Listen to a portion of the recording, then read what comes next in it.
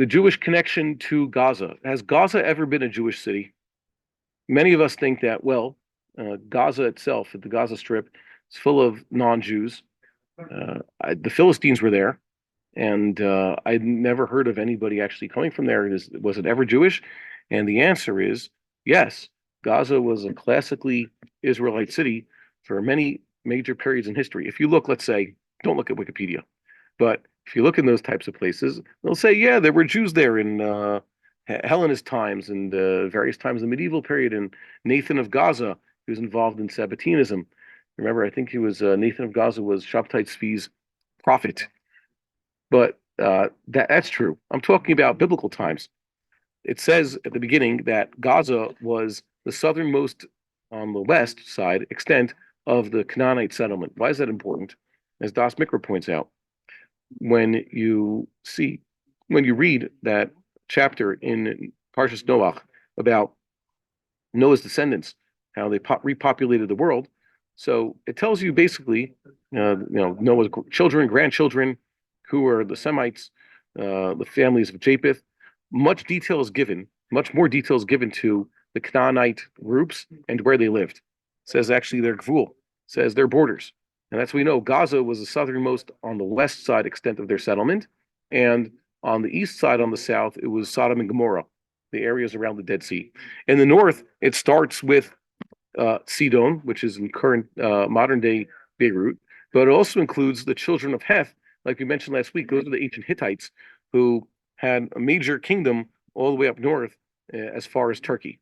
And Abraham was promised the land of these Canaanite groups. Basically, we were supposed to be controlling what's now today Lebanon and our state of Israel and all the areas that we have yet to purify from Amalekite presence, and also large parts of what's today Jordan and Syria. That was promised to Abraham. So Abraham was promised Gaza, which is of course in biblical Hebrew spelled with an ayin. Perhaps that ayin was pronounced once upon a time Gaza, which is why in Greek it's Gaza. And when the Jewish people came to the land of Israel under Joshua's command, it says that Gaza fell in the territory of Judah and was actually conquered by the tribe of Judah.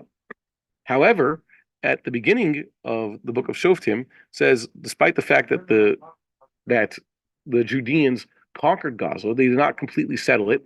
Why? Because they did not kick out the Sarnei Plishtim. Who are the Sarnei Plishtim? The 5 rulers of the 5 Philistine city-states, which were not that strong when Joshua first came to the land of Israel, but they slowly grew in power as more Philistine invaders. By the way, Philistines is a name we gave them, which mean invaders.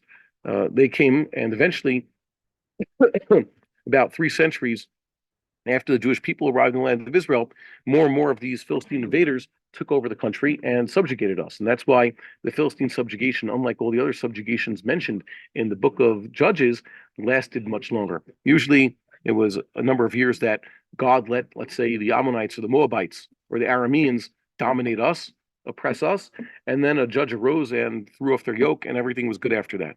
But the Philistines took charge before Jephthah arose, and they basically never left, and they made it worse. So we went through a few judges who never threw off the yoke of the Philistines. There were the minor judges between Jephthah and Samson, like Ibzan, who they identify with Boaz, and then we have the entire time of Samson, who basically fought the Philistines alone and didn't get rid of them. He didn't have an army, by the way, and the entire time that Eli was the Shofet, and also Samuel and Saul, until King David finally did it. So that's a long time. It's almost a century of our history that we were subjugated to these Philistines. So the Sarnei Plishtim were Gat, Ekron, Ashdod, Ashkelon, and Gaza. That's where they had Philistine rulers. So by Samson's time, Gaza had been completely retaken by the Philistines. Remember, it had fallen into the tribe of Judah. It says that Judah, unlike the other tribes, actually did the big 3. What are the big 3? But the rabbi is telling people we have to do now: conquest, kibush, gerush, and hityashvut. Conquer, get rid of the bad guys, and then settle. So the tribe of Judah was the most successful at doing all 3, and that's why they suffered very little comparatively to other Jewish tribes, and also were not influenced in the wrong way. they were last to go into exile. Why? Because they had the least of this corrupting influence of the original Canaanites. However, they did lose Gaza.